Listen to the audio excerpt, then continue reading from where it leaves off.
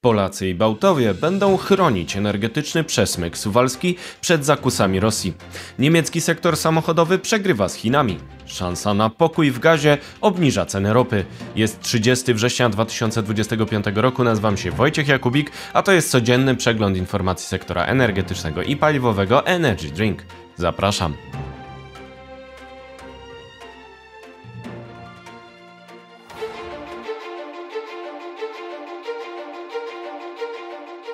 Partnerem kanału Energy Drink jest Orlen. Zaczynamy jak zawsze od informacji dnia. Mur antydronowy ochroni energetyczny przesmyk suwalski. Naruszenie przestrzeni powietrznej Polski przez drony rosyjskie skłoniło ją i kraje bałtyckie do budowy muru antydronowego mającego chronić energetykę, szczególnie w przesmyku suwalskim. Polska, Litwa, Łotwa i Estonia mają plan ochrony energetyki przed atakami dronów. Plan ujawniony Reutersowi przez operatorów sieci elektroenergetycznych w tych krajach uwzględnia budowę bunkrów chroniących podstacje elektroenergetyczne oraz siatki antydronowe. Niezbędny i trudno dostępny sprzęt ma być także składowany na zapas. Po incydentach w Kopenhadze i innych miejscach rośnie świadomość, że infrastruktura energetyczna jest szczególnie eksponowana na zagrożenie, mówi prezes polskich sieci elektroenergetycznych Grzegorz Enichimowski w Reutersie. Odnosi się w ten sposób do rosnącej liczby incydentów z udziałem dronów na terytorium Unii Europejskiej i NATO. Jednakże głównym czynnikiem decydującym o budowie muru antydronowego było naruszenie przestrzeni powietrznej Polski przez drony z Rosji z 9 i 10 września.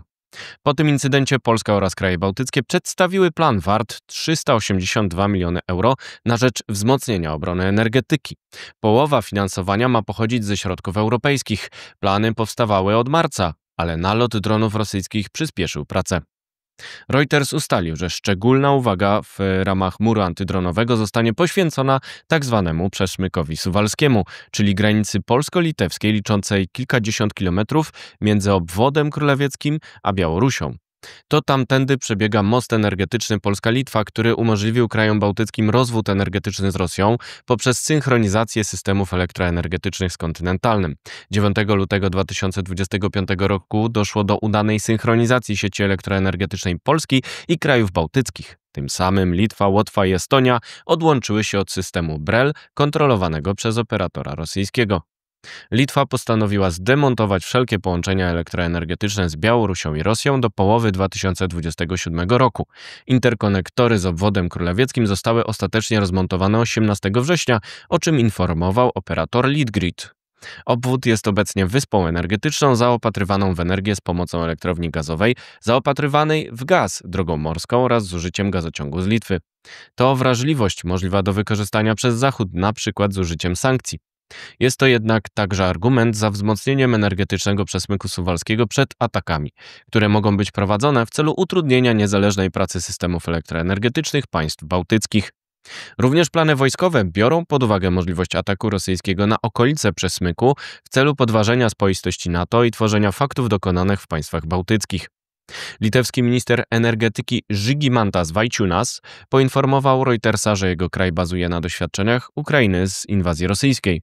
To stąd wzięły się plany ochrony podstacji z użyciem bunkrów oraz sieci antydronowych. PSE planuje rozwijać własne siły bezpieczeństwa wykorzystujące m.in. helikoptery. Warto przypomnieć, że Polacy przygotowali szereg przepisów tzw. pakietu antyblackoutovego, w którego skład wchodzą m.in. regulacje mające wzmocnić bezpieczeństwo fizyczne energetyki. Chodzi m.in. o ochronę przed usterkami i cyberatakami.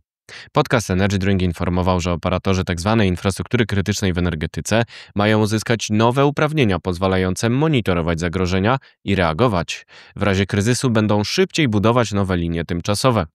Pełnomocnik rządu do spraw strategicznej infrastruktury energetycznej ma z kolei wzmocnić nadzór nad rozwojem krajowego systemu elektroenergetycznego. Zasada złotej akcji ma sprawić, że zyska wpływ na operatorów sieci dystrybucyjnej. Czas na pozostałe wieści, na początek z Polski. Magazyn oligarchy.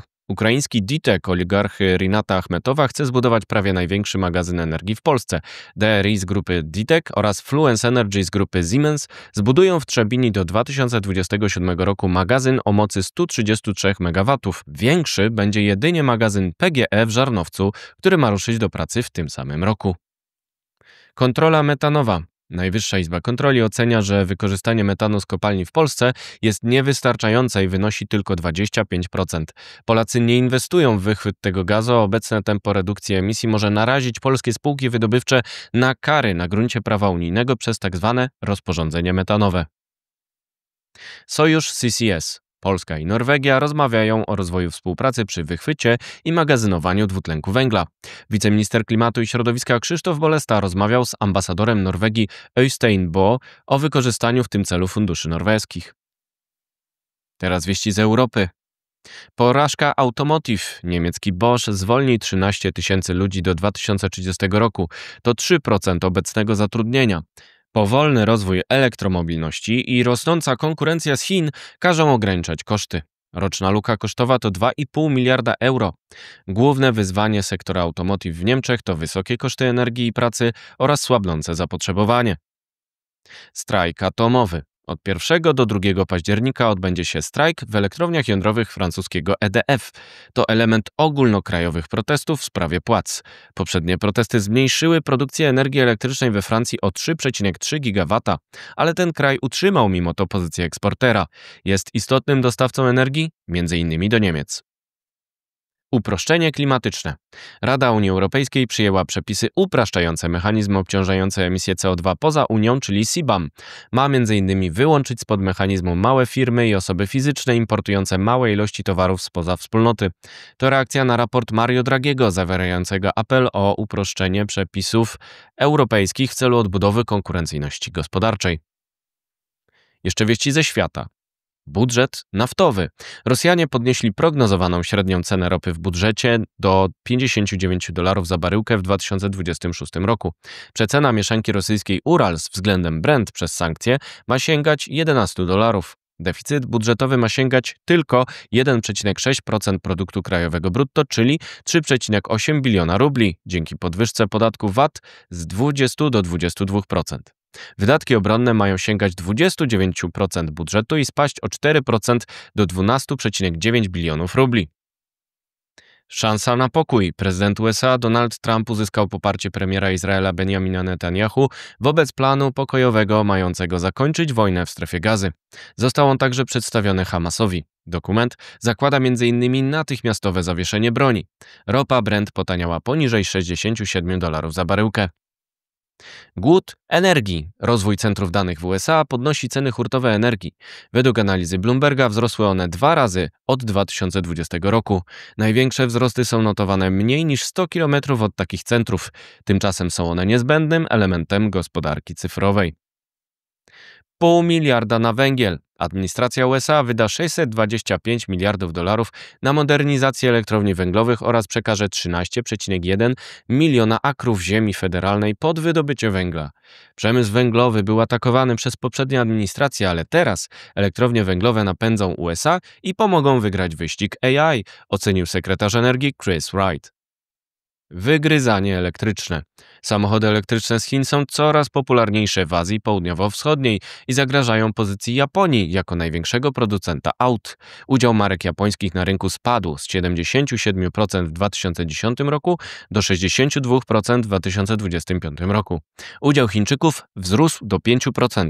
Główna przyczyna to niska cena. To wszystko w materiałach przygotowanych dzisiaj. Następna oczywiście już jutro, więc zapraszam Państwa serdecznie. Do zobaczenia, do usłyszenia.